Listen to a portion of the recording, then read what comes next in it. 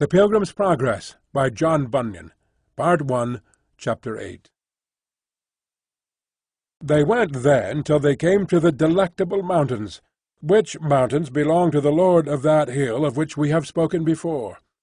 So they went up to the mountains to behold the gardens and orchards, the vineyards and fountains of water, where they also drank and washed themselves, and did freely eat of the vineyards. Now there were on the tops of these mountains shepherds feeding their flocks, and they stood by the highway side. The pilgrims therefore went to them, and leaning upon their staves, as is common with weary pilgrims when they stand to talk with any by the way, they asked, Whose delightful mountains are these, and whose be the sheep that feed upon them? These mountains are Emmanuel's land, and they are within sight of his city. And the sheep also are his, and he laid down his life for them. Is this the way to the celestial city? You are just in your way. How far is it thither? Too far for any but those who shall get thither indeed. Is the way safe or dangerous? Safe for those for whom it is to be safe, but sinners shall fall therein. Is there in this place any relief for pilgrims that are weary and faint in the way? The Lord of these mountains hath given us a charge not to be forgetful to care for strangers. Therefore the good of the place is before you. I saw also in my dream that when the shepherds perceived that they were wayfaring men, they also put questions to them, to which they made answer, as in other places, as, Whence came you? and, How got you into the way? and, By what means have you so persevered therein? For but few of them that begin to come hither do show their faces on these mountains. But when the shepherds heard their answers, being pleased therewith, they looked very lovingly upon them, and said, Welcome to the Delectable Mountains. The shepherds, I say, whose names are Knowledge, Experience, Watchful, and Sincere, took them by the hand, and took them to their tents, and made them partake of what was ready at present. They said, moreover, We would that you should stay here a while, to be acquainted with us, and yet more to cheer yourselves with the good of these delectable mountains. They then told them that they were content to stay, so they went to rest that night, because it was very late. Then I saw in my dream that in the morning the shepherds called up Christian and Hopeful to walk with them upon the mountains. So they went forth with them and walked a while, having a pleasant prospect on every side. Then said the shepherds one to another, Shall we show these pilgrims some wonders? So, when they had concluded to do it, they had them first to the top of the hill called Error, which was very steep on the farthest side, and bid them look down to the bottom. So Christian and Hopeful looked down, and saw at the bottom several men dashed all to pieces by a fall they had had from the top.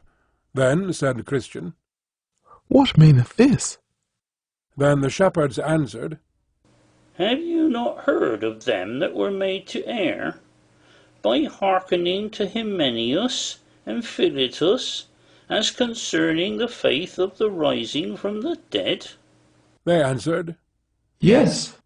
Then said the shepherds, Those, you see, lie dashed to pieces at the bottom of this mountain are they, and they have continued to this day unburied, as you see, for an example to others to take heed how they clamber too high, or how they come too near the brink of this mountain.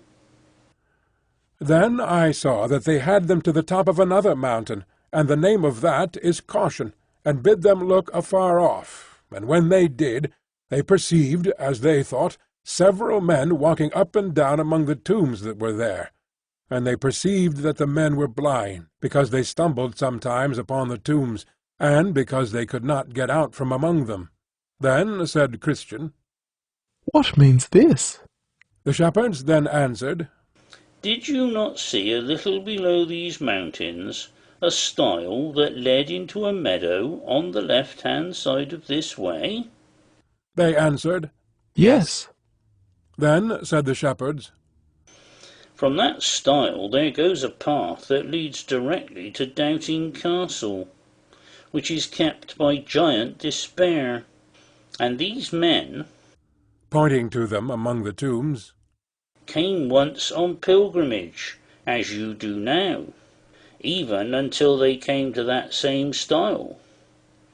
And because the right way was rough in that place, they chose to go out of it into that meadow, and there were taken by giant Despair, and cast into Doubting Castle, where, after they had been kept a while in the dungeon, he at last did put out their eyes, and led them among those tombs, where he has left them to wander to this very day, that the saying of the wise man might be fulfilled, He that wandereth out of the way of knowledge shall remain in the congregation of the dead.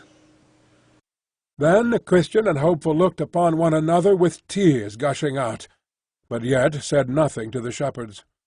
Then I saw in my dream that the shepherds had them to another place in the bottom, where was a door on the side of a hill, and they opened the door, and bid them look in. They looked in, therefore, and saw that within it was very dark and smoky.